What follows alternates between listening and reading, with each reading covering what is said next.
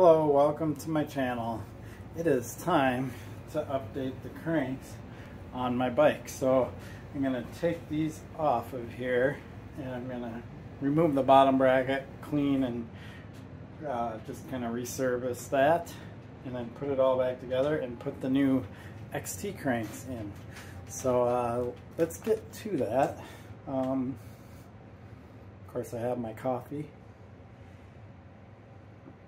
Extremely important this early in the day. So before we get started, let's get into some details. These are the Shimano cranks. There's a special cap kind of thing. I call it a cap because this really isn't a tension thing that holds the crank arm on. I had to learn that. And then there's a little piece in here that has to come out that allows this to spin, and then really what's holding the crank arms on are these pinch bolts. So it's a little different than, say, a SRAM dub system or a race face type system, whatever, but seems to work well. And another thing, and I have the pedal wrench in my hand, before you ever remove your cranks, especially if you're replacing them, you want to take the pedals off, because it's really hard to get the pedals off your cranks once they're removed, because you don't have anything to leverage against to loosen them. So I'm going to take the pedals off first step, because I know I'm going to replace these.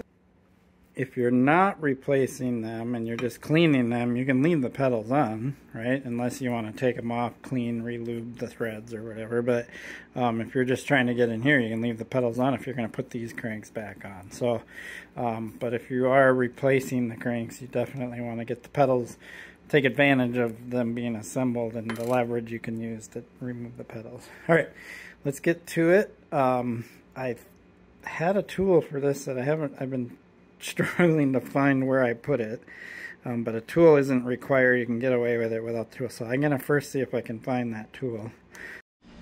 Okay, so first things first, we want the bike in the lowest gear, or the smallest ring.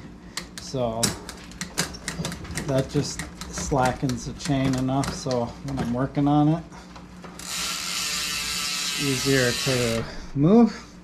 And then or remove from the chainring.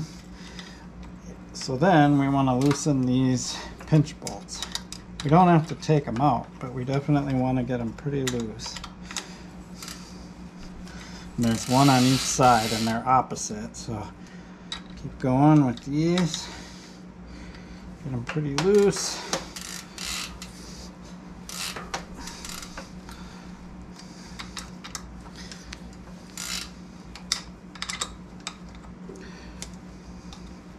That one's pretty loose. Let's keep going with this one. You notice when one is pinching the crank and then you loosen the other one, as the crank expands, and then the other one will get tight again. And that's generally because the two bolts are working together. If that makes any sense. So now that those are pretty loose, I should be good to take this out. And I did find the tool.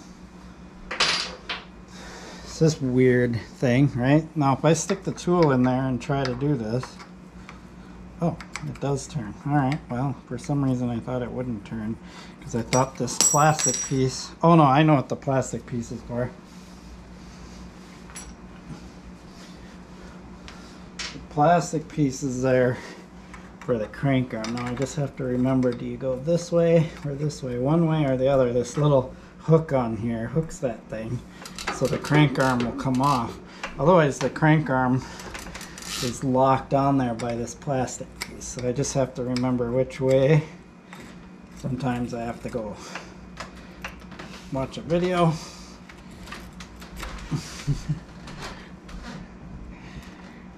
That plastic piece is a pain in the butt. It usually shifts a little out of position. I just don't know. Oh yeah, there it is. So it comes from this way. So you have to pop it out this way. Then the crank arm should come off. So it worked. See how that plastic piece is raised up a little bit. So what happens is when it's in the down position, it locks the crank on there so the crank arm can't just fall off on you. So I guess it's just a little safety mechanism.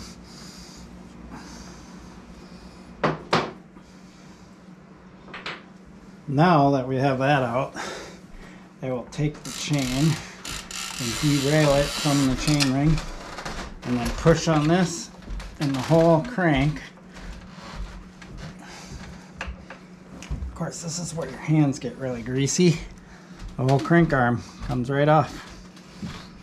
You can see how dirty it is. There's a lot of cayuna on there. So there we go.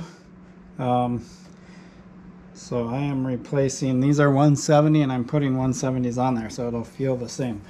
So before I do any of the bottom bracket cleaning stuff, I want to weigh these and see if I'm saving a lot of weight going to the XTs or not. Let's do that. So these are the SLX cranks, and then here are the XT cranks. I did weigh them both, and they ended up becoming identical, like identical. So I was kind of surprised. Usually, I mean, you get a few like ounces or something off, but no, they were exactly the same weight. So my hope is, sure, I'm not going to reduce weight. I'm hoping these are stiffer. That'll be a bigger difference. Because otherwise, if not, I'm not really gaining anything by this upgrade. But we'll see. I'm going to guess, because this is just going to be a better aluminum, that they're going to be stiffer than the SLX cranks. And that's the main benefit for the upgrade. Certainly not saving any weight. Okay, here we are. I did not remove the bottom bracket. The bigger reason why is because this is really clean in here, well lubed, and I think it was recently serviced before I got the bike, because I see nice fresh grease. I don't see any crap in there. The only place I saw dirt was on this outer edge here, so I cleaned that off as best as I could. If you know me, when things are in good shape, I'm not going to mess with them. The other thing is I'm not going to get super meticulous and get every little granule of red cayuna dirt off of this. And the reason why I don't waste my time with that is because I'm not the kind of person that cares about my bike being at perfection all the time, because I'm just going to go out and ride it and get it all dirty again. So I'm just not one of these kinds of people that is like so meticulous about everything on my bike being so clean. As long as it functions, that's what matters to me. So I'm going to put the crank in, put the chain on the chain ring, pound that in all the way. Now we're ready to mount the crank arm. And now we're ready to mount the crank arm without the clicking in the background. So the most important part of doing this, and I have a feeling that's what this helps do, is to make sure you have the crank at the perfect 180 degree angle, because if you're off from there, and it won't even let you do it. That's kind of sick. So like some BMX cranks, you can get them, especially profiles that have 48 splines, you can actually have the crank arms not be in parallel. So you got to be kind of careful of that. Now I just pop that little plastic piece back down there, and that prevents the crank arm from falling off. For whatever reason, they need that. Now, get our plastic piece out. I believe this is plastic. You know how you do the test? Bang it on your tooth. The fact this is plastic is a sign that it's not really used to crank the arm super tight on there. So the first thing I want to do is put a little bit of grease on these threads. Okay, now we just thread that in with the tool. And again, cross threading is something you really want to avoid, so got to make sure you get it in there. If it doesn't go in easy, it's cross threading and you don't want that. Okay, now we're gonna just get this thing snug.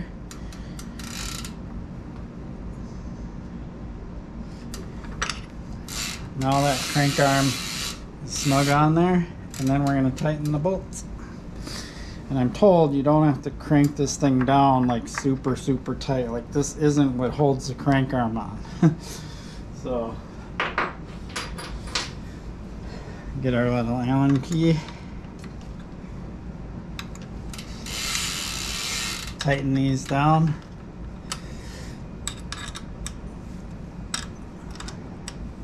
I'm going to get them fairly snug.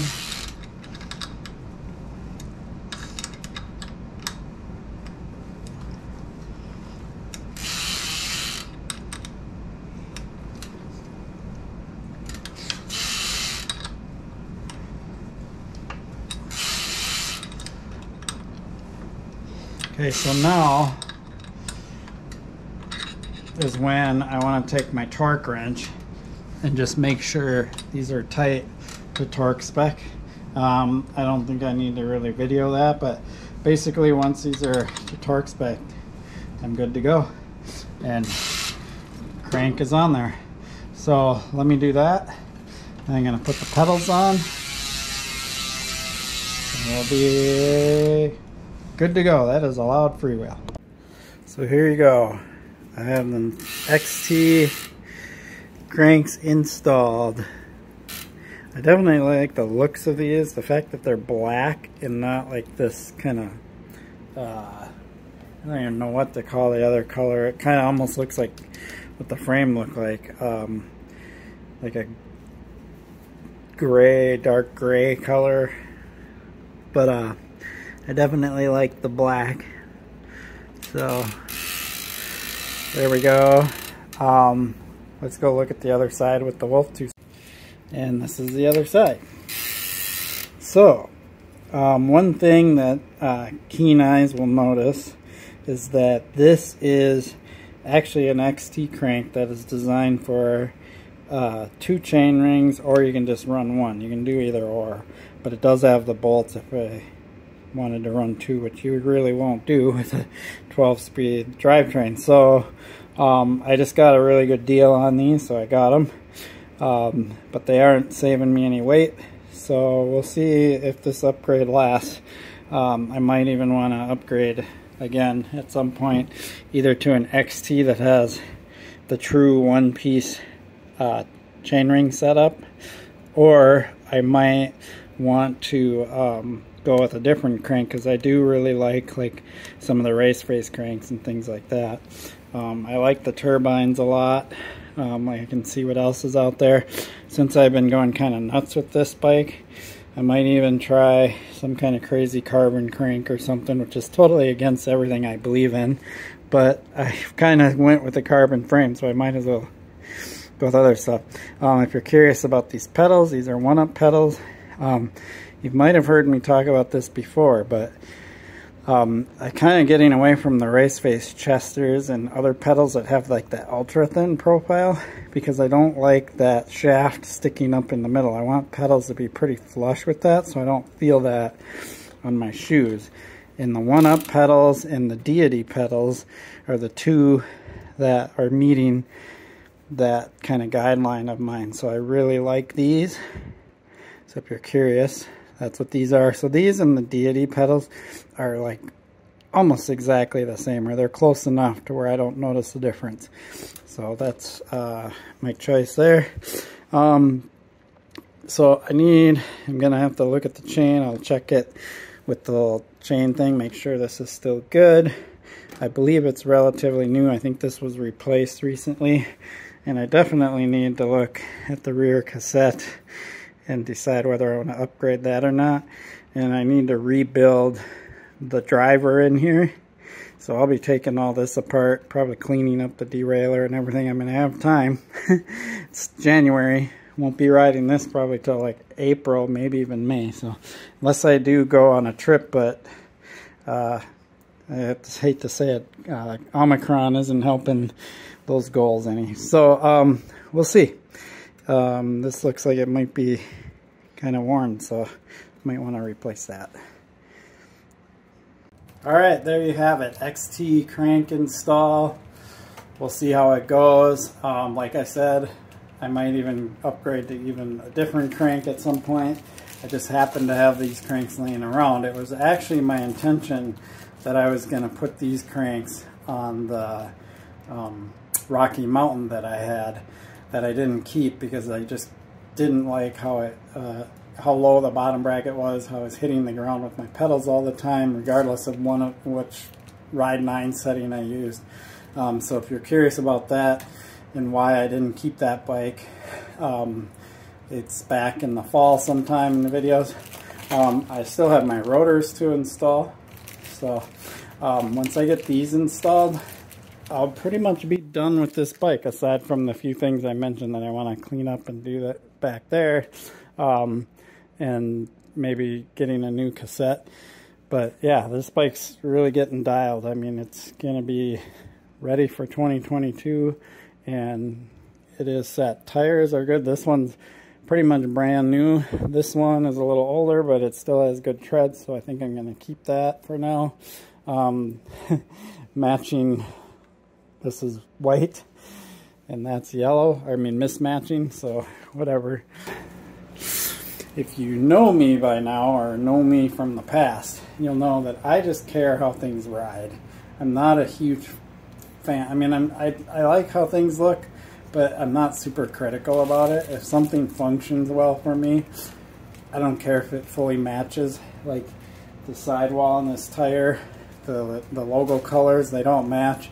The yellow actually just doesn't match anything on the bike. I'd rather have white, but that's what's available when you buy them aftermarket. So yeah, some people are really finicky and they always want their bike looking shiny and super good or whatever. And me, I want to ride it. I want to shred on it. I want to beat the crap out of it. And I don't want to have to think about whether I scratch it or ding something or whatever. I really don't care. When something's mechanically no longer functioning, I replace it. And then I go ride my bike some more. That's how I do things. So, installing these next. Please like and subscribe.